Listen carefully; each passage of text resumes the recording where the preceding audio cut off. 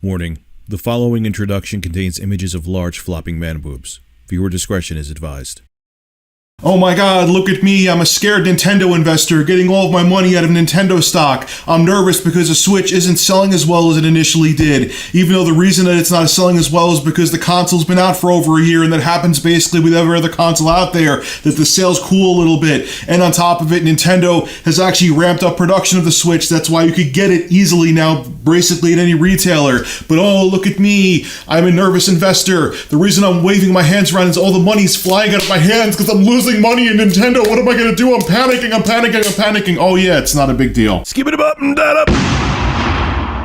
So I talked about this before. There's been a decent amount of gloom and doom talk around Nintendo and the Switch ever since about E3. We've seen their stocks plummet about 34%, and there's a lot of people that are saying, oh, it's because we're not seeing enough third-party support and we're not seeing enough software coming out this year for the Nintendo Switch. And while I do agree there should have been more games shown at E3, I think they focused on Smash Brothers for the Switch way too much. I do think in the long run the Nintendo Switch will be fine, and investors who are taking their money out of Nintendo stock are overreacting. That's what investors do. They're emotional and very nervous with their money, and they act like idiots. But if you're an investor, you should listen to this loud and clear.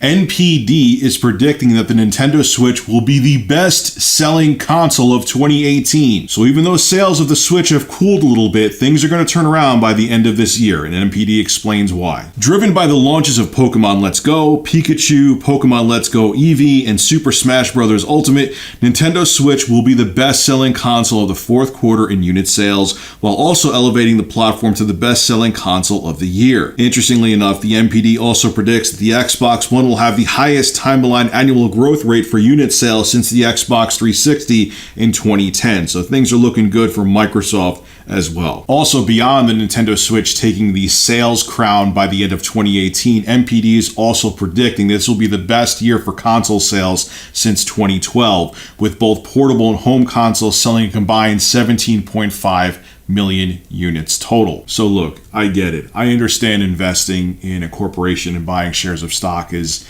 in some ways, and there's nothing wrong with it, I'm planning on investing in some companies too, is almost kind of like legalized gambling. You know, you're placing your bets in a company growing and expanding, and you're looking to make a profit off the money that you invest in a company. So if you see any kinds of red flags, you get nervous and want to pull your money out so you don't end up losing money. And that's why investors are very emotion driven and very cautious, because if they think there's any chance that they'll lose out, they pull their money out and panic. It happens all the time. Or when they think there's good news, even if there's nothing to back up the good news that they think is going to happen, they'll invest in a company even if the company's not going to turn a profit on a product they're endorsing. Like when, you know, Pokemon Go was doing really well in 2016 on smartphones and smart devices, a whole bunch of investors got really happy and put their money in Nintendo stock, even though Nintendo only got a fraction of the money from Pokemon Go. Now, I'll also say this.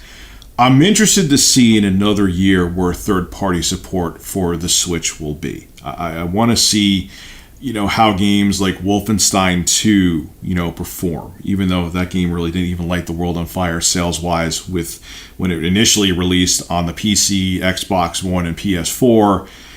But I know right now a whole bunch of developers are testing the waters on the Switch. I know independent games are selling great on the Switch, but I'm talking about AAA games from big third-party developers. I think a lot of them want to see how their games do on the Switch. And porting games like Doom, LA Noire, even though I think that was, if Rockstar is basing if they're going to support the Switch on LA Noire, I think that's kind of stupid.